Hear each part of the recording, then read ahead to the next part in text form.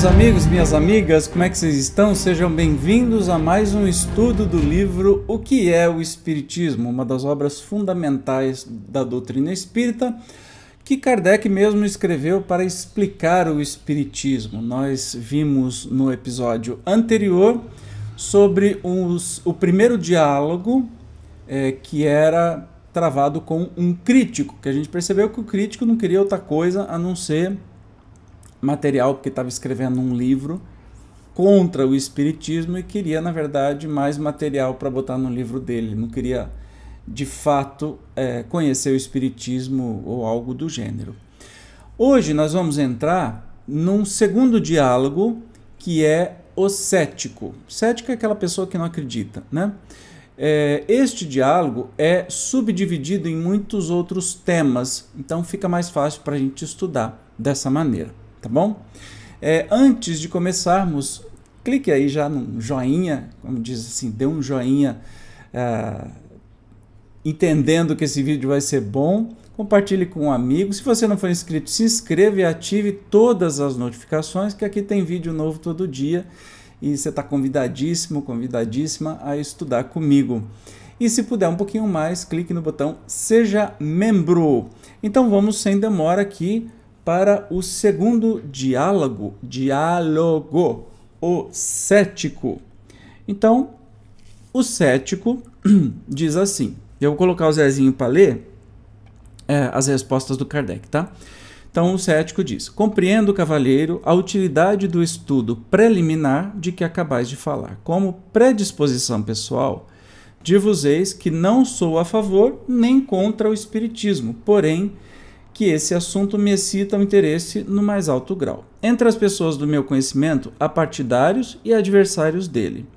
A seu respeito, tenho ouvido argumentos muito contraditórios e propunha-me submeter-vos a algumas das objeções que foram feitas em minha presença, que me parecem de certo valor, para mim ao menos, que vos confesso a minha ignorância a respeito. Olha, um cético é muito mais educado do que o crítico, né? Vamos ver o que Kardec responde. Terei grande satisfação, meu amigo, em responder às perguntas que me quiserdes dirigir, sempre que forem feitas com sinceridade e sem pensamento oculto. Não tenho a pretensão, entretanto, de poder responder a todas. O espiritismo é uma ciência que acaba de nascer e da qual resta ainda muito a aprender. Seria, pois, grande presunção de minha parte pretender levar de vencida todas as dificuldades. Não poderei dizer mais do que sei. O espiritismo prende-se a todos os ramos da filosofia, da metafísica, da psicologia e da moral. É um campo imenso que não pode ser percorrido em algumas horas. Compreendeis que me seria materialmente impossível repetir de viva voz e a cada pessoa, em particular, tudo quanto tenho escrito sobre essa matéria, para uso geral. Em prévia leitura, cada qual encontrará, além disso, uma resposta à maior parte das questões que lhe venham à mente. Essa leitura tem a dupla vantagem de evitar repetições inúteis e de provar um desejo sincero de instruir-se. Se depois dela ainda existirem dúvidas ou pontos obscuros, o esclarecimento não oferecerá mais dificuldade, porque já se possui um ponto de apoio e não se tem necessidade de perder tempo em rever os princípios mais elementares da doutrina. Se o permitirdes, limitar-nos-emos por ora a algumas questões genéricas. E aí o cético diz: seja, tende a bondade de chamar-me à ordem sempre que eu dela me afaste. Então aí a gente já vê uma outra linguagem, um respeito entre este cético e o Kardec. O cético diz que tem um monte de amigo que é partidário do espiritismo e outros que não, e que tem dúvidas sobre o próprio Kardec, já que falam dele diversas coisas, uns contra, outros a favor. Então, Kardec, educadamente, como sempre, né, se coloca aí à disposição. E aí começa o primeiro tema, o espiritismo e espiritualismo. Então, deixa eu deixar aqui já marcado. O cético diz: pergunto-vos, em primeiro lugar, qual a necessidade da criação de novos termos, espírita e espiritismo, para substituir espiritualista e espiritualismo, já que são da língua vulgar e por todos compreendidos. Já ouviram alguém classificar tais termos de barbarismos, né? Lembrando que foi Kardec que criou os termos espiritismo, espírita, dentre outros. Então a primeira pergunta do cético é: para que se já tem espiritualismo, espiritualista, né? E na época chamavam até de bárbaro. Eita! E a resposta do Kardec é: de há muito tem já a palavra espiritualista uma acepção bem determinada. É a academia que no lado dá espiritualista, aquele ou aquela pessoa cuja doutrina é oposta ao materialismo. Todas as religiões são necessariamente fundadas sobre o espiritualismo. Aquele que crê que em nós existe outra coisa, além da matéria, é espiritualista, o que não implica a crença nos espíritos e nas suas manifestações. Como podereis distinguir daquele que tem esta crença? Ver-vos-eis obrigado a servir-vos de uma perífrase e dizer: é um espiritualista que crê ou não crê nos espíritos? Para as novas coisas são necessários termos novos, quando se quer evitar equívocos. Se eu tivesse dado à minha revista a qualificação de espiritualista, não lhe teria especificado o objeto, porque, sem desmentir-lhe o título, bem poderia nada dizer nela sobre os espíritos, e até combatê-los. Já há algum tempo, li num jornal, a propósito de uma obra filosófica, um artigo em que se dizia ter lá o autor escrito do ponto de vista espiritualista. Ora, os partidários dos espíritos ficariam singularmente desapontados se, confiantes nessa indicação, acreditassem encontrar alguma concordância entre o que ela ensina e as ideias por eles admitidas. Se adotei os termos espírita, espiritismo, é porque eles exprimem, sem equívoco, as ideias relativas aos espíritos.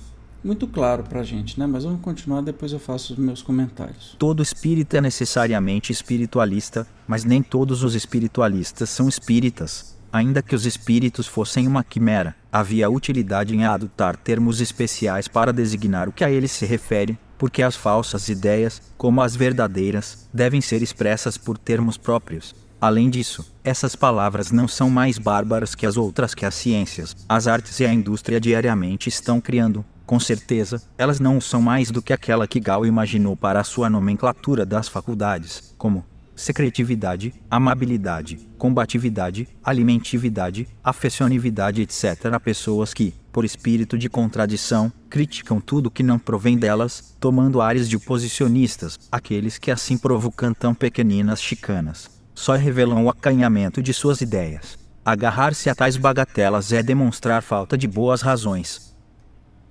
As palavras espiritualismo e espiritualista são inglesas e têm sido empregadas nos Estados Unidos desde que começaram a surgir as manifestações dos espíritos, no começo e por algum tempo, também delas se serviram na França, logo, porém, que apareceram os termos espírita, espiritismo, compreendeu-se a sua utilidade, e foram imediatamente aceitos pelo público. Hoje, seu uso está tão generalizado que os próprios adversários, aqueles que no princípio os classificavam de barbarismos, não empregam outros. Os sermões e as pastorais que fulminam o espiritismo e os espíritas viriam produzir enorme confusão, se fossem dirigidos ao espiritualismo e aos espiritualistas. Bárbaros ou não, esses termos estão hoje incluídos na língua usual e em todas as línguas da Europa, são os únicos empregados em todas as publicações, favoráveis ou contrárias, feitas em todos os países. Eles ocupam o vértice da coluna da nomenclatura da nova ciência. Para exprimir os fenômenos especiais dessa ciência, tínhamos necessidade de termos especiais. O espiritismo hoje possui a sua nomenclatura, tal como a química.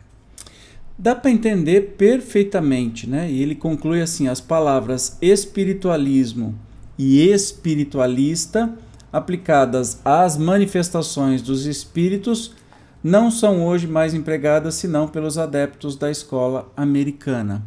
Então, assim, para se definir o que é espiritismo e o que é espiritualismo, como Kardec disse, né? Precisava ser criado um termo novo, porque assim, espiritualismo, eu sou espiritualista, significa que eu não sou materialista. Mas todas as religiões do mundo são espiritualistas. E aí como é que você ia empregar o termo, né? Como é que você ia dar o nome de espiritismo? Ia chamar de espiritualista? Olha, doutrina espiritualista. Uma coisa absurdamente genérica. Um católico é espiritualista, mas não é espírita. Já um espírita tem que ser espiritualista, né? Porque não é materialista. Então, por isso que foi criado o termo espiritismo e espiritista, algumas pessoas falam também, espírita, espiritismo e tudo mais. Kardec tem uma nota aqui que eu acho bem interessante aqui, ele mesmo colocou, olha só. Essas palavras já têm, aliás, direito de cidadania. Estão no suplemento do pequeno dicionário dos dicionários franceses, extraído de Napoléon Landais, obra cuja tiragem alcança 20.000 exemplares. Aí encontramos a definição e a etimologia das palavras erraticidade, medianímico, médium, mediunidade, perispírito, pneumatografia, pneumatofonia, psicógrafo, psicografia, psicofonia, reencarnação, sematologia, espírita, espiritismo, espiritista, estereotita, tipologia. Elas também se encontram na nova edição do Dicionário Universal, de Maurice Lachatre, com todos os desenvolvimentos que comportam. Legal, né? Bacana. Então hoje a gente encerra por aqui, porque agora nós vamos ter esses temas específicos ainda neste segundo diálogo com o crítico, mas que a gente já percebeu, o crítico não, desculpe, com o cético, e a gente já percebeu que é muito mais leve do que o crítico. O crítico está para criticar, o cético não acredita, mas dá a oportunidade de Kardec falar. Então hoje a gente entendeu por que chama espírita, que a doutrina espírita se chama doutrina espírita. Espero que você tenha gostado. Eu te encontro então no próximo episódio do Que é o Espiritismo. Tchau!